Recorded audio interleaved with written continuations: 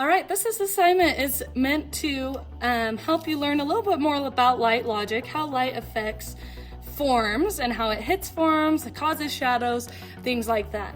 So for this assignment, you need your pencil set that we got in class. If you're doing this at home, a regular pencil is going to be just fine. When I tell you to switch your pencils, if you're at home, just stick to your regular pencil and that's okay.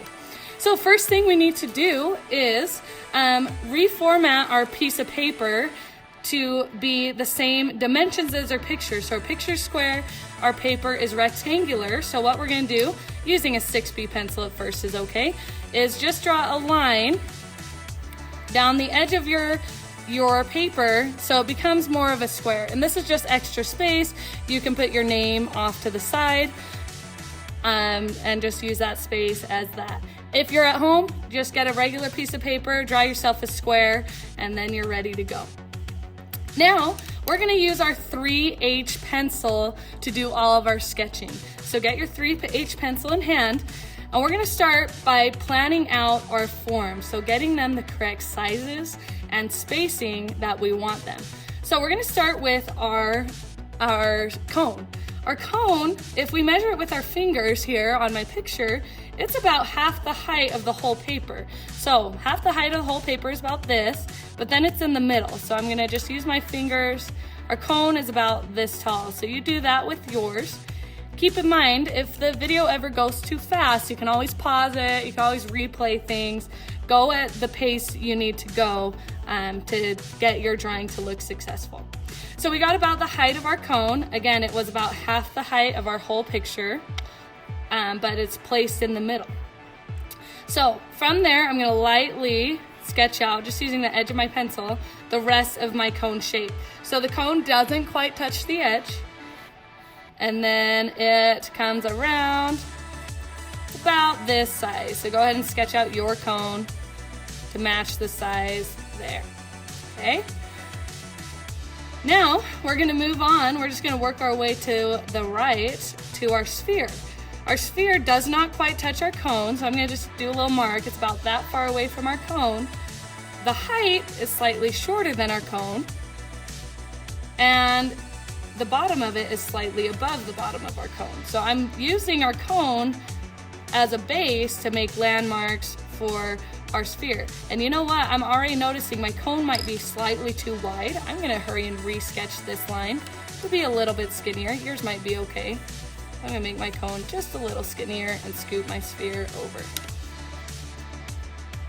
Okay, perfect. Now I'm good to sketch out my sphere. Very lightly, I'm sketching out a circle. I'm not worrying that it's gonna run into the cube. Just sketching it out like that. Okay, now I have a rough sphere there, a rough circle ready to go. Now I'm moving on to the cube. The cube does intersect the circle this time, or the sphere. It overlaps about that much. Okay, and now this is a little bit trickier to draw because we have all these flat sides. We can't just jump in and sketch it. So we're gonna take one side at a time. We're gonna start with this lightest side right here. So it looks like a rhombus type of thing, a kind of wonky diamond shape. So I'm gonna draw this back side of the cube, and the bottom corner, the bottom left corner of this back side is about in line with the bottom of my cone, so it's about there. And then I'm gonna base the rest of my cube off of that. Okay, so I've got my first little rhombus, my first side. It doesn't have to be perfect, this is just a practice, so don't stress about making it too perfect. Now we have the top of our cube. I'm gonna just keep matching, sketching things out. And then our far right side, and then the bottom of our cube. Again, if I'm going too fast, pause the video, catch yourself up. Now I already noticed, I think I cut off my paper a little bit too far over, so I'm just gonna grab my eraser and scoot this line over just a little bit.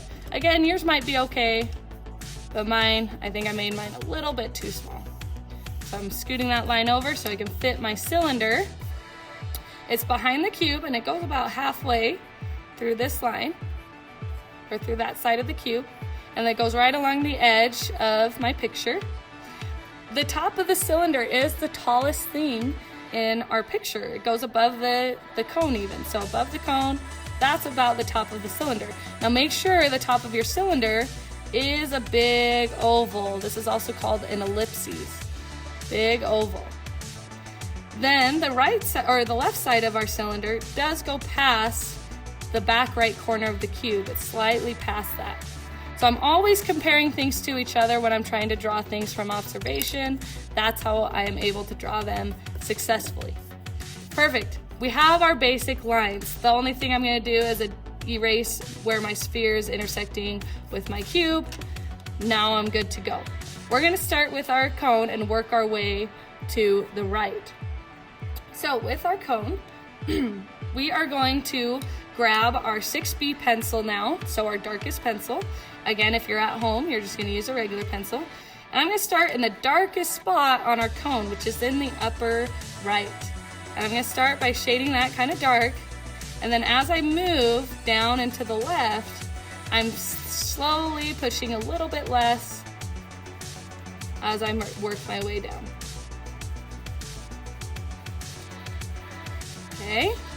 And once I get to about the middle of my cone, I really want to start fading to light. Now, this part is going to be tricky with the 6B pencil to get smooth, so do your best, and we'll use the H pencil to kind of blend it all together. Again, if this is going too fast, just stay caught up. If you need to pause the video, that's fine too, or if you need to go back and replay things, if you missed something, that's fine. Now notice on our cone where it stays light, it's all the way on the edge of the cone. Do not have any shading on any of the left side from top to bottom. There's no shading, it's all light. That is where the highlight is on a cone. That is a common mistake students make. So now what I'm doing is I'm just comparing my cone to my reference and just adjusting, fixing my picture here. I'm going to grab my 3H pencil and I'm going to go over my shading, and you'll notice the 3H is going to start making this blend a little bit better. I'm still not pushing very hard. I'm still letting it just kind of glide across my paper. If you accidentally go too far, you do have an eraser. You can make adjustments. The biggest thing is making sure you don't jump from dark to light too quickly anywhere.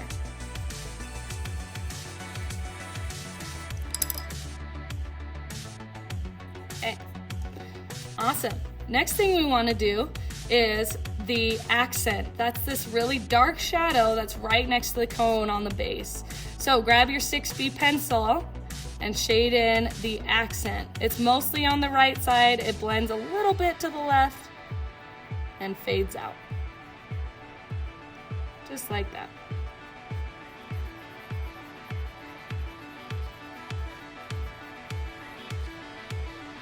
Okay. Last thing on our cone is our cast shadow, the shadow that goes on the table. So sticking with our 6B pencil for a minute, we are matching the shape of the shadow that we see on the reference photo. It's kind of a blurry triangle that's going down and to the right.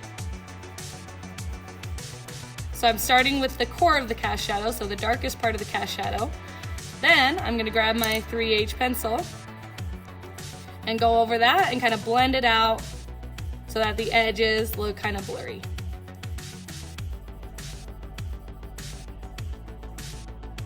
So there's my cone. Now, if you're done with your cone, you can move on to the cube or to the sphere. If not, you can pause this video, finish your cone, and then press play when you're ready for the sphere. For the sphere, we're going to start with our 6B again, and we have two core shadows this time. A little bit in the top of the sphere, top right, and then a tiny bit in the bottom left. That's because of certain reflections happening from the cube is making this part a little lighter. So we have core shadow here and here. So that's where we're going to start with. So on our sphere, I'm going to kind of map out. This is our core shadow. I'm going to fill that in very lightly. At first, I can always go darker, but I don't want to start too dark too fast in case I make a mistake. And then as I work my way down from the top right to the bottom right, I'm going to just kind of lighten up my pressure not pushing so hard.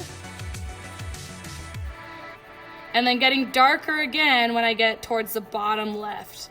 So dark in the top right, get a little bit light as you go to the middle, and then dark again as you work your way to the bottom left. And again, noticing I'm using a lot of the side of my pencil. I don't want to use the end of my pencil because that's when it starts to look a little scribbly. Use the side of your pencil. And keep looking at the reference and kind of looking at how I'm drawing it here to find any dark areas you can add. Anything we missed. Okay? Once you feel good about your shadows, you can grab your 3H pencil and start to go over your shadows and then go ahead and blend into the light section. Don't blend all the way because you do have a highlight there that stays pure white, but you can blend into the light section a little bit. Go over your shadows because that's what makes it look neater, is using your 3H over your 6H. And then at the end, if you went outside the sphere at all, you could clean it up with your eraser. Okay, we are gonna go ahead and do the cast shadow on the sphere. So we're switching back to our 6B pencil. And we have our accent at the bottom of the sphere, that really dark spot that touches the table. And then you notice the sphere shadow goes off to the right, just like the cone shadow. Our highlights are on the left, so that means cast shadows are on the right. They're always opposite sides. And then just look at that shape. We do have a little bit of light in between the sphere and the cube that shows up, so we don't want to blend this all out. We try to match that. Once you got the base of the cast shadow in, you can grab your 3H and blend it out just like we did with the cone shadow. It's kind of a blurry shadow there. Okay. Now the cube is actually a lot easier to shade because it has flat sides, so we don't do a lot of blending. It's like flat shading. So on your cube, we're gonna grab the 6B pencil for this largest side, this side that's facing us. That is going to be all pretty much the same value. So grabbing our 6B pencil, not pushing super hard. I'm gonna fill in this whole side, trying to keep it neat the best I can.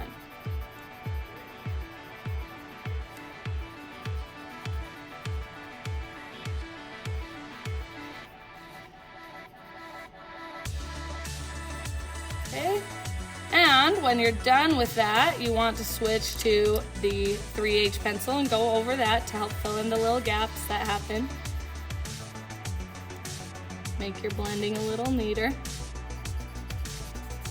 Your shading a little neater, I should say. Now, we're gonna use the 3H for the top of the cube. We're not pushing hard at all. The top of the cube is just kind of medium shaded.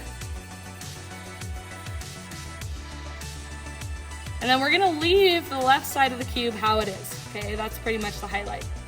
Grab that 6B again, we're gonna do the accent. There's a little accent on the bottom left, so just a little line down there. And then on the bottom side that's facing us, so kind of bottom right, there's a larger accent, and then that's where the cast shadow is starting. This cast shadow is darker than the side of the cube, so we gotta make sure we're making it darker than however you shaded the darkest side of the cube. And this shadow goes all the way and it touches the edge of our picture. So when you get to your edge line, that's when you can stop this shadow. And then just like with the other two, grab the 3H to blend the shadow out to the table. Okay, we're almost done with our shapes, so the last is our cylinder. Again, start with the 6B. Now the cylinder is kind of easy to shade. We're gonna start with the 6B on the right side. We're gonna blend that dark, and then as we go to the left, we're just gonna fade to lighter and lighter. So starting on the right side of your cylinder, as you move to the left, you're pushing less and less to blend out. Now your blending might not look great with just the 6B. We are gonna introduce the 3B next, or the 3H next. So once you get the base of your shadow, go ahead and grab the 3H and go over that, and then your blending will look a little bit neater.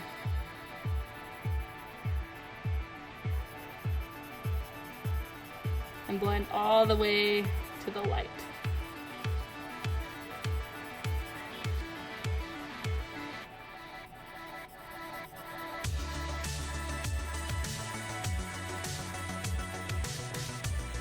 Make sure that you fade nicely and smoothly from the dark to light. You don't want any big jumps, like quick from dark to light. After you're done with the side of the cylinder, you're gonna use your 3H to shade the top of the cylinder. It's kind of a medium shadow. It's the same color as the top of your sphere, so try to match that. Just like that. Okay, pause the video if you need to catch up right now. If not, you can keep moving on. We're gonna do the accent at the bottom of the cylinder, so the really dark edge right next to the cylinder where it meets the table, and then do the cast shadow.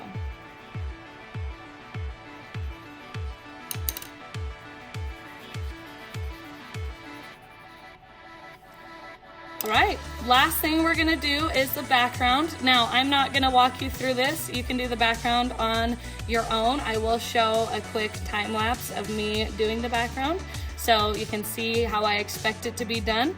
Remember, when you're done with the background and your picture is finished, then you're good to take a picture and submit it to this Canvas assignment. So you make sure you do submit it so that you get the credit for doing this project.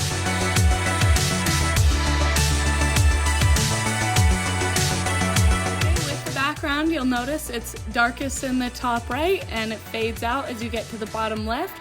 Make sure you try to get good blending, match the values the best you can as you see in the reference and in my drawing up here. And don't forget to submit your assignment. When you're done, just take a picture with your Chromebook and follow the directions as you see below this video.